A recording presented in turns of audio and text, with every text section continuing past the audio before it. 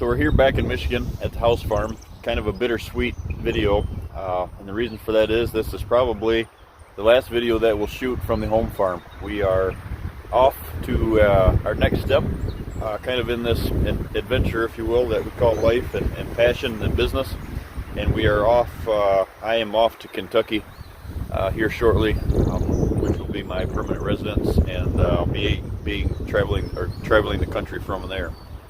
So today I felt that it was kind of fitting to come down to the food plot here at the house in regards to this video, and because it's our last, probably like we said, it's like I said, there's probably going to be the last video that we shoot at the farm, at the house farm. This behind me is the plot that you guys have followed along and seen in the past. We started it from scratch. It's been our test plot. There's a lot of things that I did here on the plot that were intentionally just meant to be tested, and some worked and some did not. If you follow along with the channel at all, you'll see some of the buckwheat stuff that we did. I implemented a strategy last year. Instead of, we did the kind of crimping, the foot crimper deal. We also came back after the buckwheat had been established, because it was last year, it was that late planting buckwheat, and we actually took the weed whip and weed eater there, and I knocked it all down to such as, kind of to terminate to see if that worked. So what we're going to go over today is touch on three topics that we can implement to create a new food plot. Now, some of the stuff that you follow along here on the channel that we do even, or the information that you see out there around the internet are on plots that have already been established. Well, there has to be a ground level that you start from. Each and every region is different. Where I'm at here in Michigan, you can see it's real heavy soil. I'm right next to the water. This area in general has kind of a sandy loam in our region. Down where I'm going to in Kentucky has that rock. It's a real dense soil to begin with, and then it's got a lot of that surface rock or that flat rock that we're planting on top of. So obviously here, we did some tillage. There is all going to be no-till, and obviously, like we have talked in the past, I strongly encourage the no-till system to begin with. So we're going to touch on today is 3 ways to start the process of a new plot, and why we're even going down the road of getting the plot established, and what are we doing when we're out planting in the spring. Are we actually planting spring food plots, or is it in preparation for the fall? So number one, when you're starting with a blank slate like we started with this last year, this was a kind of a debris pile for years. It was where a bunch of stumps and trees and stuff were collected from a driveway project years ago, and some spoil that was out of a pond. All that stuff was in here. So at that point, I had really no option other than to excavate it and get that stuff pushed to the outside. We made a brush berm actually right here on the pond levee. You can see that kind of, and the reason is we've got the buildings and we had the shop and stuff in the background, and that was a way to get that debris off the plot and start a berm. Now, with that said, we'll wrap that into that as well. When you do have to excavate and make these berms, if you will, along the edge of the food plot, make sure, like a brush berm, for example, make sure that those plots do not have brush berms the entire length of the plot. And the reason is the deer relate to that as a predator trap, as you've heard me talk about in the past. So if you do have it, one of the things I recommend doing is not stealing the topsoil off from your plot itself, but finding whether that's a pond next to a pond or wherever that you could get fill, is to dress that out, and then you get a berm that looks like this here that I've got with vegetation on it, and not that jagged edge of a brush berm, if you will, that creates them, that creates that predator trap. And then on the tillage part of that, I don't recommend the tilling hardly anymore, hardly at all. And the reason for that is this would be a perfect example here. The plots that I'm creating down in Kentucky are going to be a perfect example as well. We get down there, I'll be able to shoot some videos and bring that to you guys on the process that I'm going to be doing there. But a lot of these areas, like you guys know, that we go into have a kind of a set aside area. It might be a hayfield like we spoke of, or the following year after you create it. Now you've got these grasses. There was a bunch of rye planted in here and layered in here last year. and that's why we got a bunch of that rye now. And there's all kinds of forbs, and there's actually some old brassica and stuff in here growing from last fall. But at that point, what do you do with it? Do you initially go in and start tilling it under? The old mentality that we were all kind of taught over the years, you go through and till that down, you plant buckwheat, plant rye, till it down, and that's you know, we've all learned now that there's a better way to do that. So what I do in this situation here, and what I'm going to be doing down in Kentucky, is we are actually going to be, if we were to plant this, what we do is you can use this matter or this debris on top here, the grass debris, not the brush debris and stuff like we talked before, but you can use this thick, dense grass and rye and vegetation and put that down and act as a mulch layer as well, like you would the buckwheat. So, you know, going in the spring, so first of all, coming out of fall, you have to, you know, let this obviously go. The probably the most effective way to do it is to spray it, hit it with you know, Roundup and really, or glyphosate, and really go after it and really soak that in. But you know, that chemical thing sometimes worries folks, and it also can, even the most practiced sometimes can get out of control. This situation here, I didn't really want to get crazy with the herbicides, and the reason is it's right next to my ponds. So that was the reason that I was trying to create and test some things to bring to you guys as well, just in areas that are like this, that I don't want to over chemical, you know, over put the chemicals on when I've got, you know, fish here in my pond, and you know, the house water is actually at this level. The shop is lower than this, but so all them things kind of tie into it. So I wanted to find a way to kind of do that, and it worked, or to you know, combat that with more of a vegetation and not so much of a chemical, and it worked. As you can see, this plot is great. The deer have been down in it here all spring. They've been you know, right into late winter they were in here, because there were still, obviously we had the brassicas, and then we had a bunch of rye in here as well.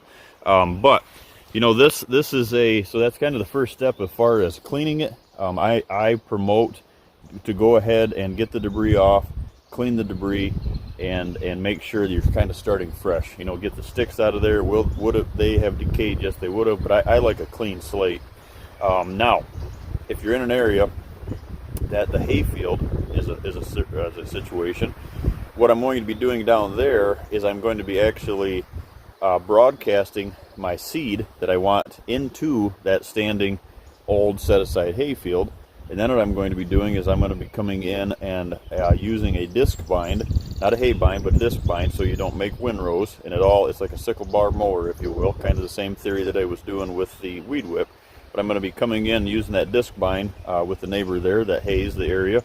And we're just going to lay that thatch down on top of it, and then I'm going to spray on top of that. But my seeds are already down, and that layer that I'm laying on top of that is the kind of the mulch blanket, because that's good quality vegetation on top and no sticks and stuff. So the first thing to do is to clean it, make sure the prep is right. Second step to do is find out if the vegetation, what you have as far as vegetation, can be used.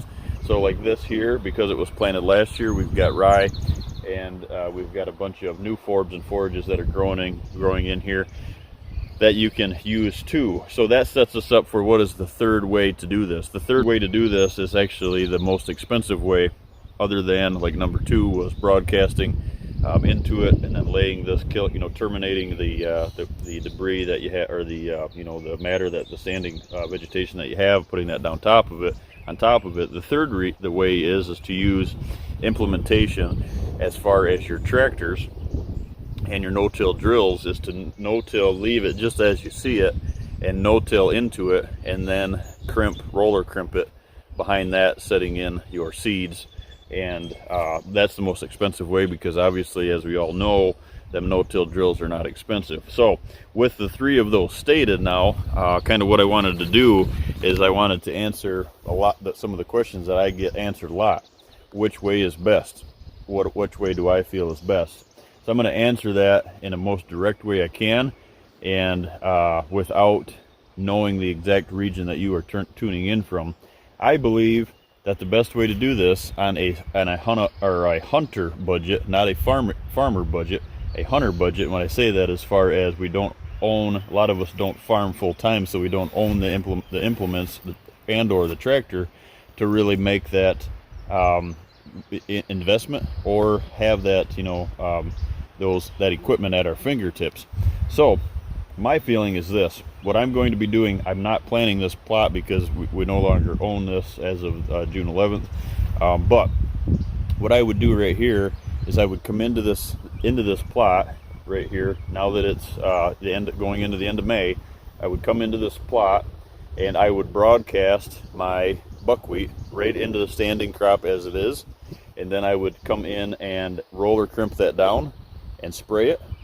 You know, put the color packer, pack the seed in, and then also crimp it down with a handmade drum crimper, or like we're going to be doing in Kentucky, using a disc bind, which is actually kind of like a sickle bar mower, like I was saying, that actually lays it right on the ground, such as the weed whip theory that I used last year. And what you're doing by that is now you're using all of this matter, but the matter is not tilled into the soil and turned down below where you're trying to build the soil for that soil and seed contact, seed to soil contact. So that is my recommendation. Those are 3 things that you can do to start these plots. It's all based on the region, but what is the best way to do it, I feel, is to utilize this vegetation through a kind of a broadcast no-till system, and use this on the top as your thatch blanket. No different than if you were to do a new yard or a drain field system where you put straw out on top of it. Now, this is per region, and like I said in the past, you know, it's hard to tune into a food plot video that covers everybody involved. And if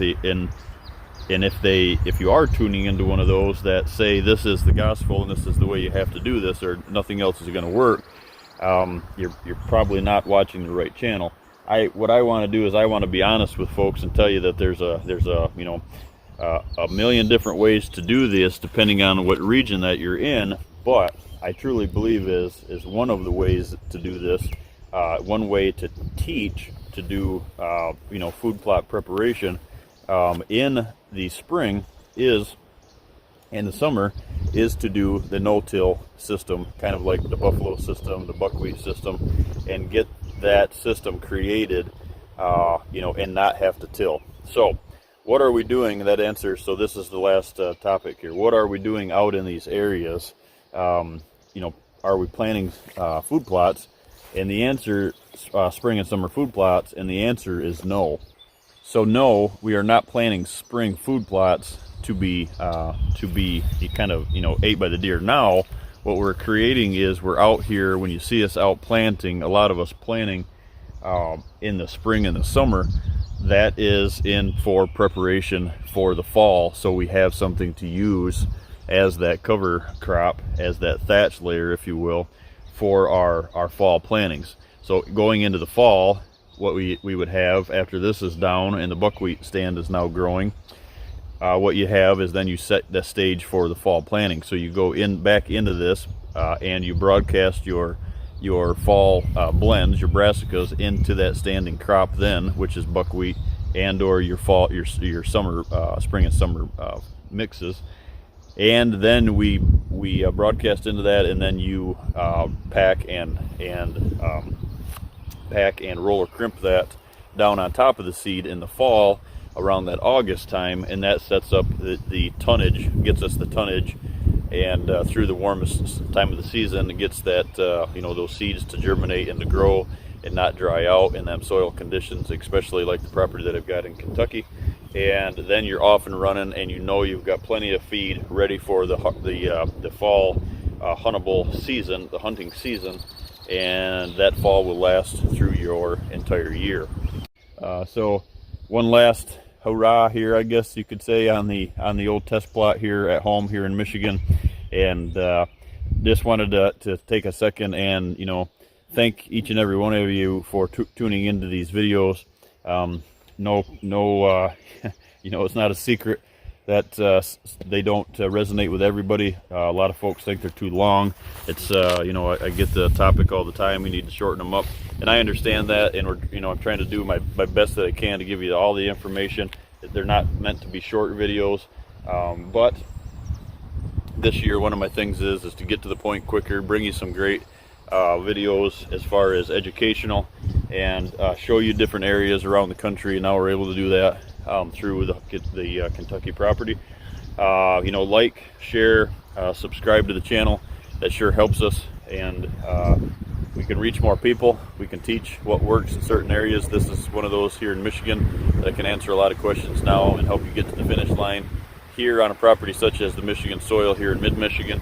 And then we're going to be kind of seeing what we can do with those same techniques down in Kentucky, and hopefully you know, reaching out and being able to have a successful fall here with one of the you know, big Kentucky bucks this upcoming season. So thanks again, guys. This is one of the like I said, this is one of the last videos from the property here. Probably is the last video from the property. If you have any questions, feel free to reach out, and we'll see you in Kentucky. Thanks, guys.